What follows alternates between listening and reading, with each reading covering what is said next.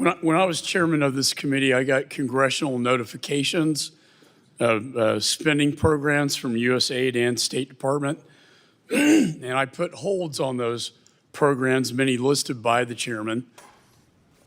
Instead of working with me, the administration, the prior Biden administration, decided to blow through those holds, bucking a long-standing tradition. And I want to go through some of those I put on hold. $1.5 million to promote LGBTQ causes for immigrants in Latin America, allowing them to litigate against foreign governments, primarily Catholic nations. I don't know how that advances the U.S. interests abroad. And as a Catholic myself, I find that very offensive. We've also heard about the $15 million for condoms and contraceptives to Afghanistan, a country under Sharia law, $15 million. What did USAID do? They blew through my holds in complete and utter disregard of this committee's oversight responsibilities. I also uncovered the department had spent $500,000 to advance atheism in Nepal. Atheism in a country where Tibetan Buddhists is a predominant religion. What does that have to do with advancing U.S. interest abroad?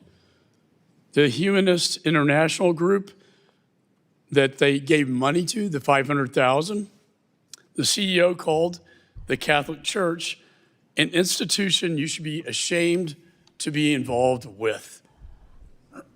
Our taxpayer dollars to condemn the Catholic Church. Again, as a Catholic, I find that extremely offensive. And then the one we've heard so much about, $20,000 for drag shows and drag workshops in Ecuador. Mr. Chairman, I've seen the video you sent out. It is utterly disgusting to the American taxpayer that we are funding that kind of behavior. All these programs gave USAID a black eye. And that's unfortunate. Because you go back to the Marshall Plan, really the genesis for thinking about USAID. The Marshall Plan was one of the most successful programs we endeavored in after World War II to make sure a Hitler never rose from the ashes again. The Food for Peace program, sir, that you discussed, the American farmer benefits from this. It's been extremely successful. Why was USAID created in the first place in 1961? It was to counter the Soviet Union during the Cold War.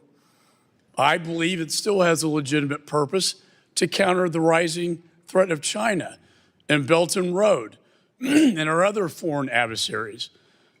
It also has the ability to counter terrorism. Lindsey Graham and I passed the Global Fragility Act, state, DOD, USAID, all working together to stabilize, destabilize nations, which breed terrorism. PEPFAR, one of the most successful global health programs ever developed under President Bush. Yet all of this is called into question because of the irresponsibility of the Biden administration's woke agenda and policies. Mr. Yoho, we've been friends. We work together, colleagues. Your greatest legacy is the BUILD Act, and we need to reinforce that policy as well. But when you look at the core mission, all these programs need to go, and they will be gone. But as we look at program by program and strip down to the core mission, do you still believe that this is a worthwhile endeavor, the core mission of USAID? I do. I think what you see over a period of time is a mission creep. You know, these programs were designed with purity of purpose. This is what they're supposed to do. And when you get mission creep, you get these things that we're seeing, and they're indefensible, some of the programs that you guys mentioned. And that loses trust, like you said. And in business, what I've learned, and I think everybody can agree with this, people like to do business with people they know, they like, and they trust. If that's true with us on a business setting, it's the same in nations. If other nations know us, they like us, and they trust us, they're going to do business with us. And we've heard this over and over again. You know, it's been brought up by other leaders that. And can I just ask my times, is it in our national security interest to maintain the core mission, and I would argue under the State Department for proper supervision? Yes, it is. And if we don't do that, we cede that leadership to other people.